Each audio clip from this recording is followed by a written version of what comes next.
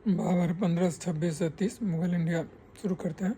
मुगल वंश के संस्थापक शासक जहीरुद्दीन बाबर का जन्म फरवरी 1483 ईस्वी में मध्य एशिया में फरगाना के अंदीजान में हुआ था। वह पितृपक्ष से तैमूर का 5वां और मातृपक्ष से चंगेज का 14वां वंशज था। पानीपत का प्रथम युद्ध 21 अप्रैल 1526 बाबर का भारत पर यह 5वां आक्रमण था जिसमें वह सफल रहा। यह युद्ध इब्राहिम लोदी और बाबर के मध्य हुआ जिसमें बाबर की जीत हुई तथा लोदी मारा गया। खनवा का युद्ध 1527 17 मार्च 1527 ईस्वी को फतेहपुर सुकरी के पास खनवा में बाबर और राणा संगा राम सिंह के मध्य युद्ध हुआ। बाबर ने इस युद्ध को जिहाद घोषित किया तथा तमगा नामक कर से छूट देने की घोषणा की। चंदेरी का युद्ध खनवा के बाद चंदेरी के युद्ध में बाबर ने चंदेरी के मेदिनी राय को हराया। इस युद्ध को भी बाबर ने जिहाद घोषित किया था। घाघरा का युद्ध इब्राहिम लोदी के भाई महमूद लोदी ने बिहार पर अधिकार कर लिया था। 6 मई 1529 को बाबर का अफगानों से घाघरा में युद्ध हुआ। इस युद्ध में अफगानों की शक्ति पूरी तरह नष्ट हो गई। इसके बाद जो शासक आया मुगल वंश में वो है हुमायूं 1530 से 1540 तथा दूसरी बार 1556 से 1556 तक।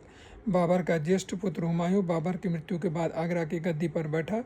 तैमूर परंपरा के अनुसार हुमायूं ने अपनी भाइयों अस्करी को संभाला, हिंदाल को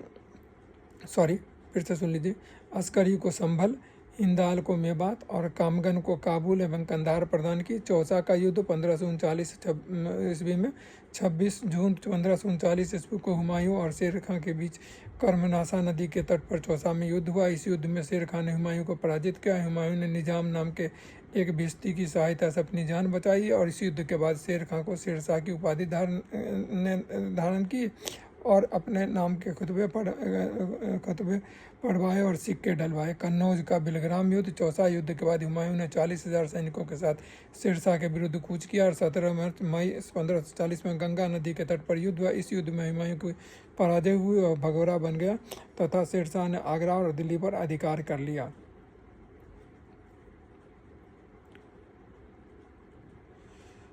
इसके बाद सूर्य वंश की स्थापना हुई।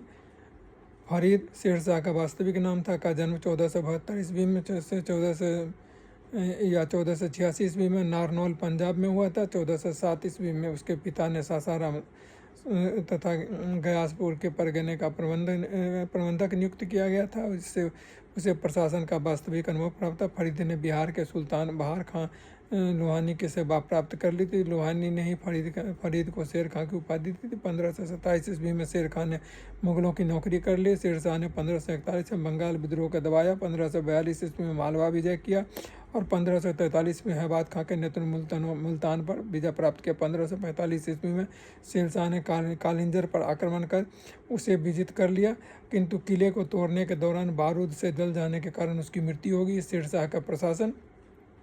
शेरशाह का प्रशासन अत्यंत केंद्रीयकृत था। वह प्रशासन का केंद्र था तथा महत्वपूर्ण निर्णय स्वयं लेता था। प्रशासन चलाने के लिए 4 महत्वपूर्ण विभागों का गठन किया गया। ये 4 विभाग थे: दीवाने विजारत, राजस्व विभाग, दीवाने आरिज, सैन्य विभाग, दीवाने रिसालत, अनुदान विभाग, दीवाने इंसा, शाही घोषणा और संदेश का रिकॉर्ड। दीवाने कोई विभाग काजी के अधीन था तथा सुल्तान के बाद वह मुख्य न्यायाधीश था। दीवाने बरीद डाक व्यवस्था एवं गुप्तचर विभाग को देखभाल करता था। ग्राम प्रशासन की सबसे छोटी इकाई थी जिसका प्रशासन वहाँ के प्रधान और पटवारी आदि चलाते थे। शेरशाह ने पैमाइश या जब्ती के आधार पर भू राजस्व का निर्धारण करवाया था। वह मुकद्दम आदि बिलोचियों को अलग रखता था जिसने किसान पर अतिरिक्त बोझ न पड़े।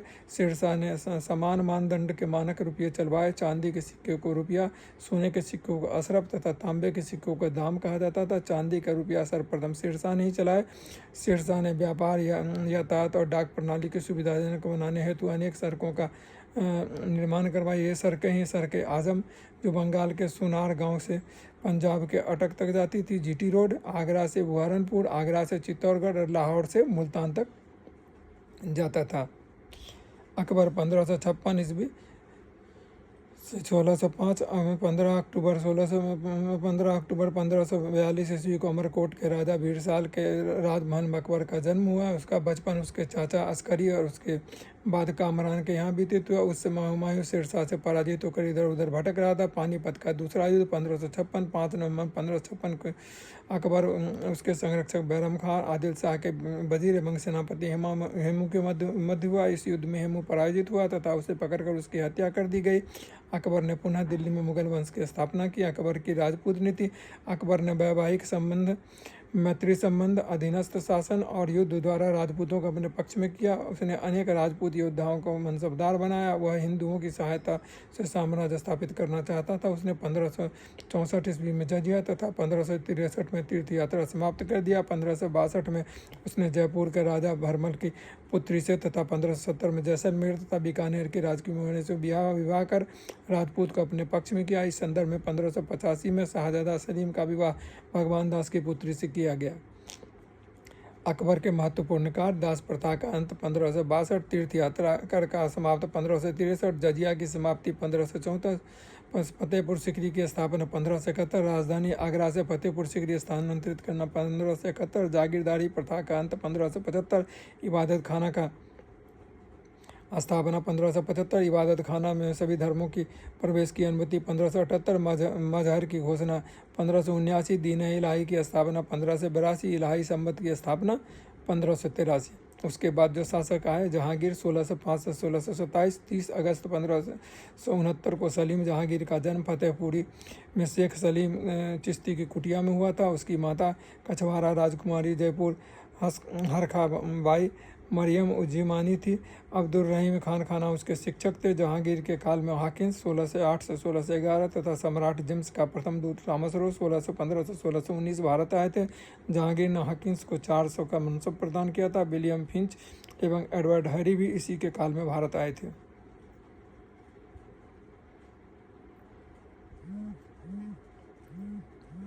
जहांगीर ने अपने साम्राज्य में से 12 अध्यादेश जारी किए जिन्हें आईने जहांगीरी कहा जाता था। जहांगीर ने दक्षिण में अकबर के अधूरे कार्य को पूरा करने का निर्णय लिया। कई अभियानों के पश्चात 1617 में खुर्रम के नेतृत्व में अभियान के दौरान अहमदनगर और मुगलों के बीच संधि हुई।